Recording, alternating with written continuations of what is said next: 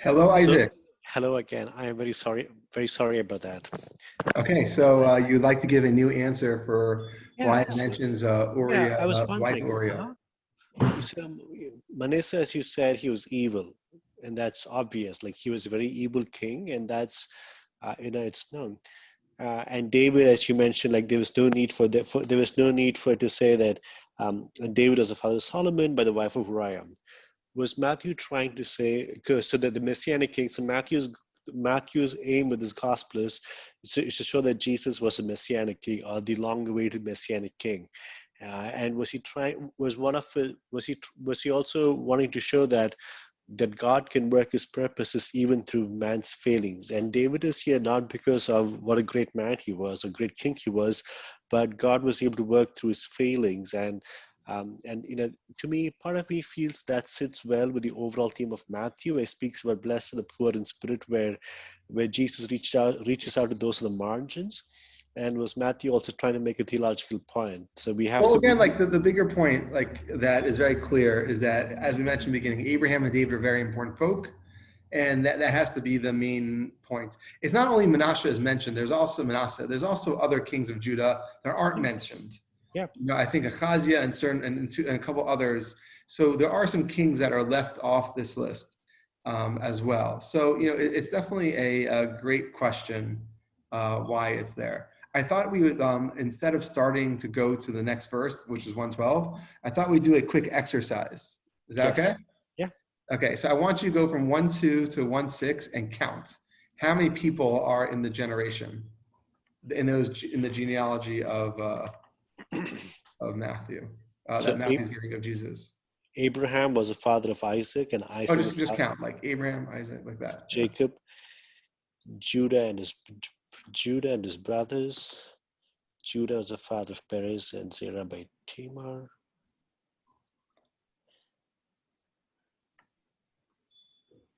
Okay, so if you I count from it's Abraham almost to David is 14 how many? people. It's almost 14, I guess. It is exactly 14. So there's 14 men and 4 women. So it's Yeah. Tamar, Rahab, Ruth, and Bathsheba. So there's 14 men and 14. And then let's do Yeah. this. There are only three women. There are only three women. Yeah. Rahab, Ruth. Who are Tamar, Rahab, and Ruth? Who's the fourth woman? So, There are three women, right? oh, yeah, Tamar. point. Yeah. I'm counting David. I'm just pointing. David had a wife. That's what I meant. Okay. Even Okay. though it doesn't say her name. Good point. Okay. So 14. And then if you count the second group, it goes, Solomon, Rehoboam, and it goes all the way up to Jeconiah, and you get another 14. Okay. So one interesting question to try to ponder is that it's very clearly broken into 14 and first 14. there's Abraham to David, like the patriarchal time to the kingship, and then the kingship until the destruction of the first temple and the carrying away to Babylon.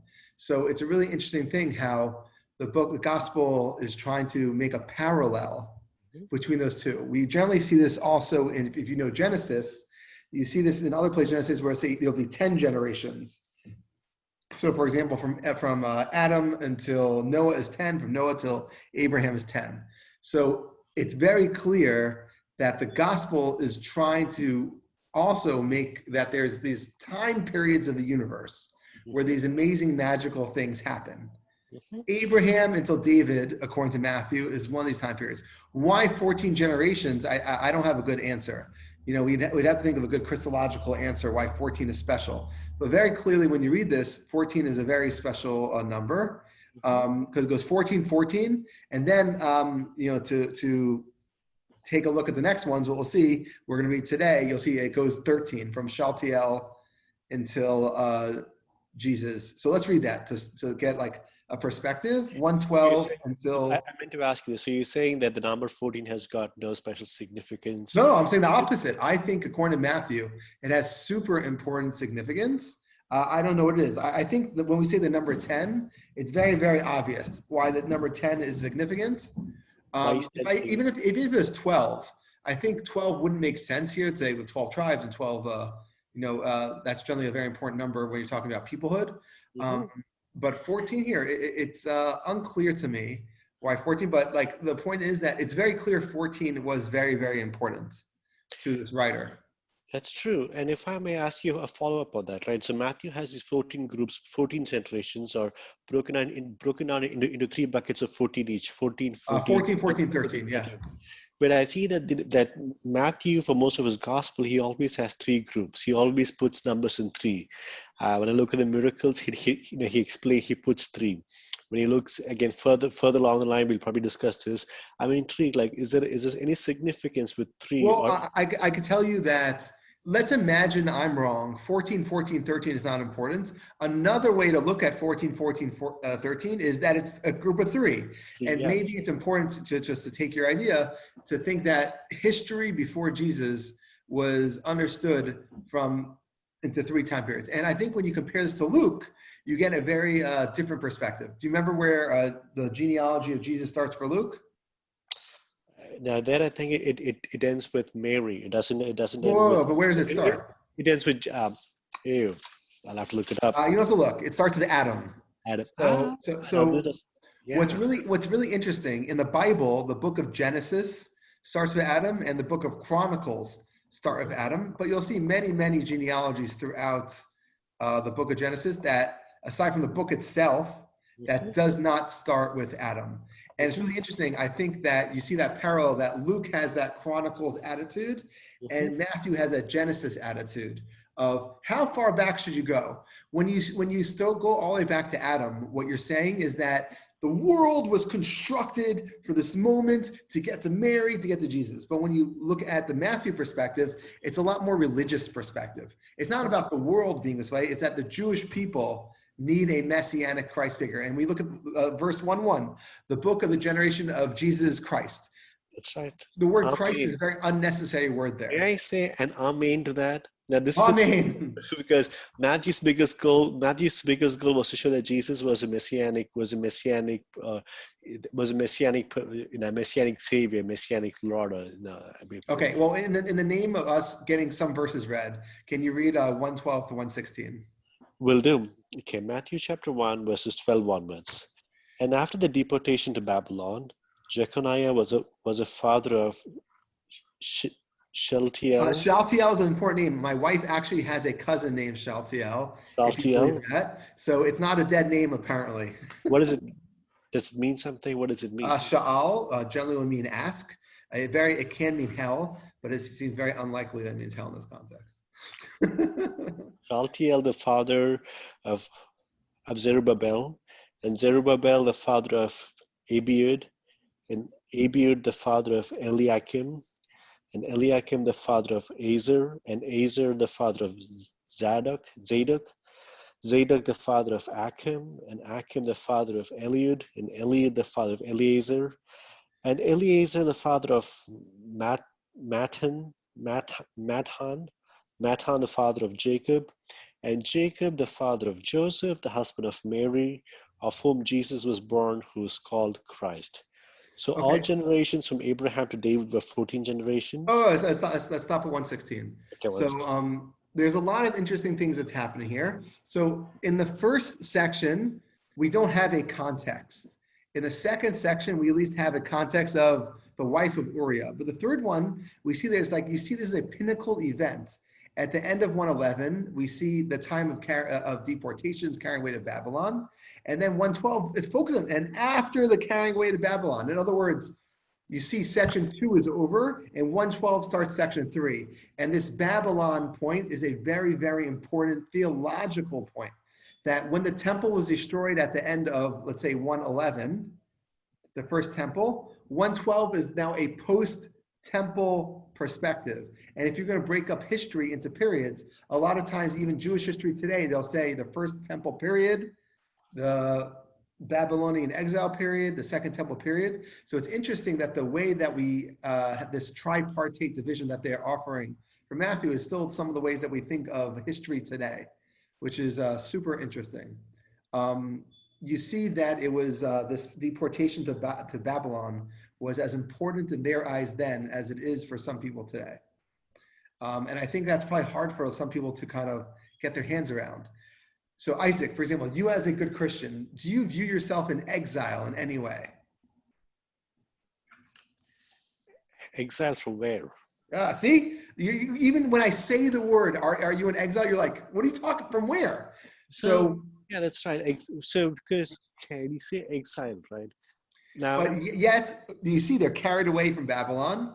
The question is, why is this written? And I think it has to do with that. You see that these people were in exile when they came back.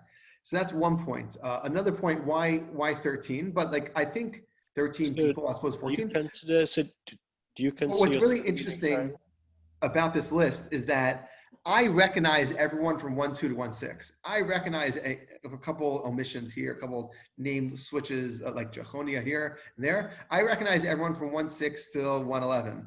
I do not recognize everyone from 1-12 to 1-16. And I am not alone. If I asked you, who are these people? I don't have a Uh, clue. no one knows. So I think it's really interesting. You know, when we said 1-2 and 1-2, and that first section and second section are so important, because they are able to root people in the biblical tradition. You know, after the books of Ezra and Nehemiah, when the biblical tradition ended, what was the author of Matthew supposed to do?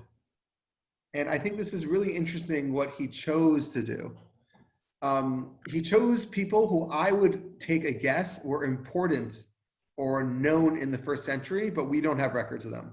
Mm, That's what I would assume these names are. mhm, If anything, these are actually somewhat common names. I don't know if you know that. Matan. Matan is a form of Nathan, Jacob, Joseph, mhm. Elazar. These are kind of what you would speak like run-of-the-mill names. So that's what I would assume the third group is doing, that it was known then. So, okay, now let's hear your interpretation. 1:16. Jacob begat Joseph, and we know Joseph's dad in Luke is what, Heli or something? It's a very different name. So we have two different dads of Joseph. Joseph, the husband of Mary, of whom was born Jesus, who is called Christ. So Christ. first question is, why do we have a mother? We just, in all of the second paragraph, in all of 1:6 to 1:11, we really don't mention almost any women aside from Bathsheba, the wife of Uriah. So why is Mary mentioned here? So I'll throw that question to you.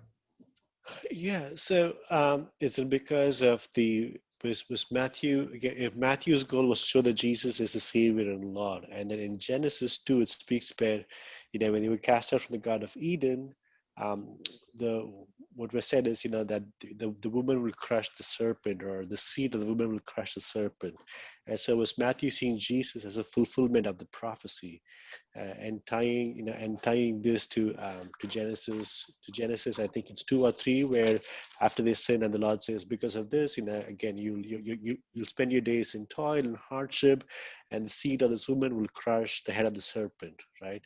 And if Matthew was seeing Jesus in light of that, and so he had to mention that he was born of a woman.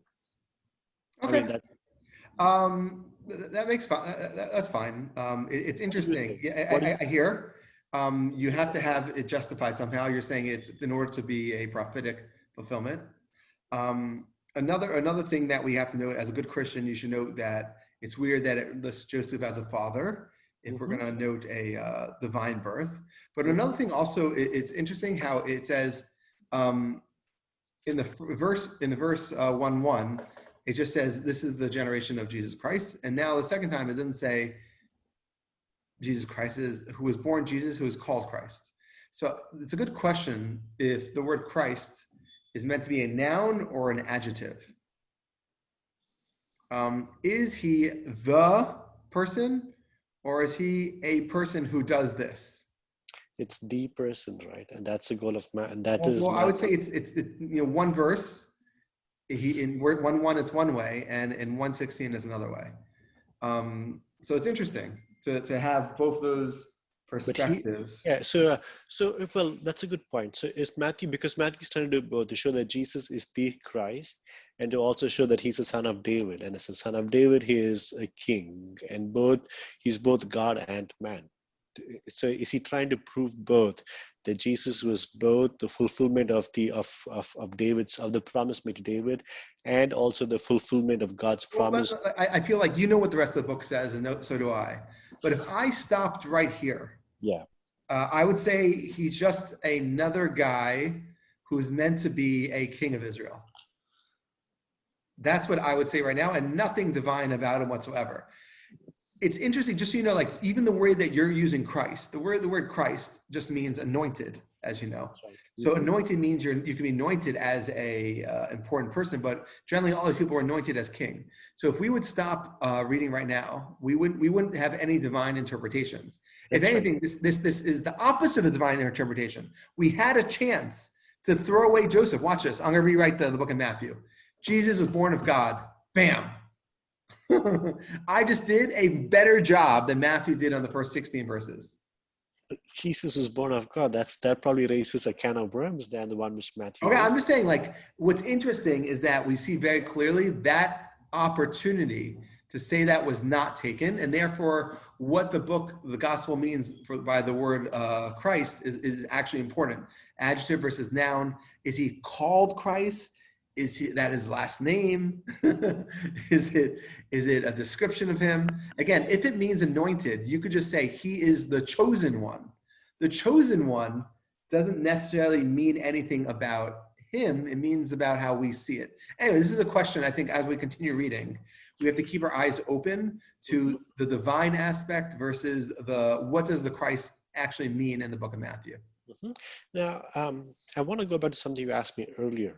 Now, do you see yourself in exile? Like when you ask me this question, I go like, what do you mean by this? Like, So Jews generally view themselves or rabbinically view themselves as an exile, yes. They view that unless you could live a theological life based in some form of theocracy, living in the land of Israel or Judea or whatever you want to call it, with a built temple, then you are in exile. So this is one of the questions that Jews dealt with after 1967 and the reunification of Jerusalem.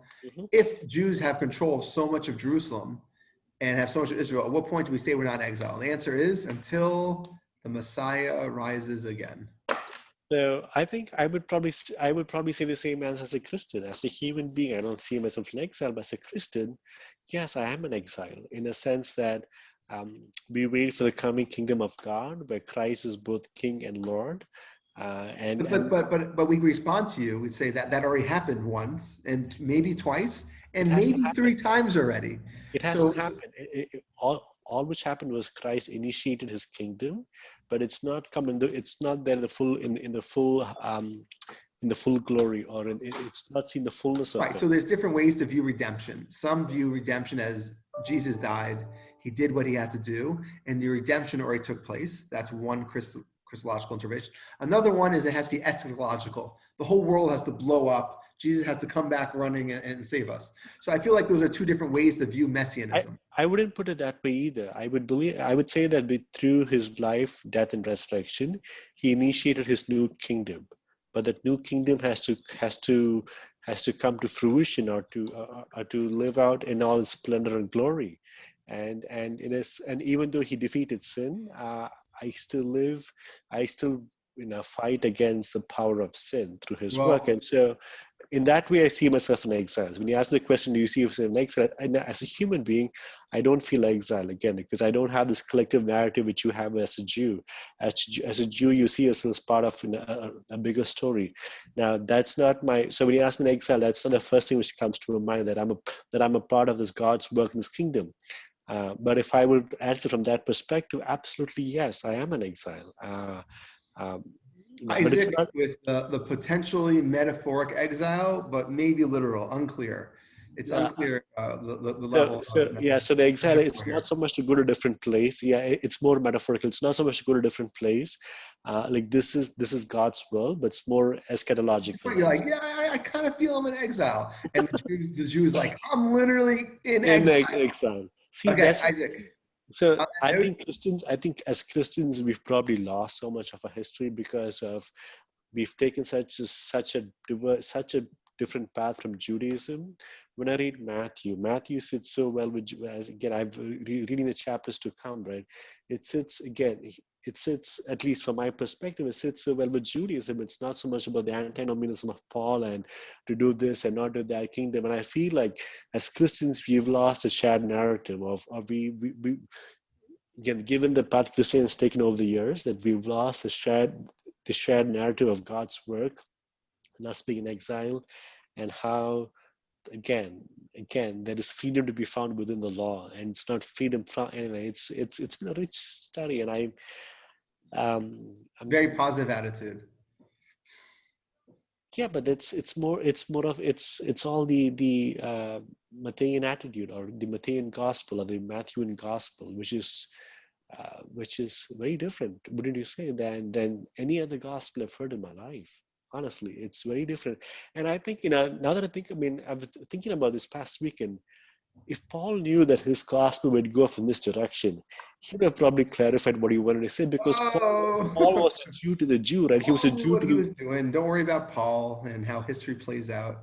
Yeah, no, but the point, but the point is, again, Martin Luther was so influenced. My point is, it's not because of Paul, but we've lost the richness of Jude. We've lost the richness which Judaism brings to the table. And I think that richness can enrich a Christian's faith. I think so. Learning about the historical roots has enriched my faith in ways I have not known, in ways I haven't experienced before. Okay, good. I'm excited. Okay, Amen. we're, Okay. we're killing Thank it. you. Thank you. Onward, This is upward. exciting. Okay.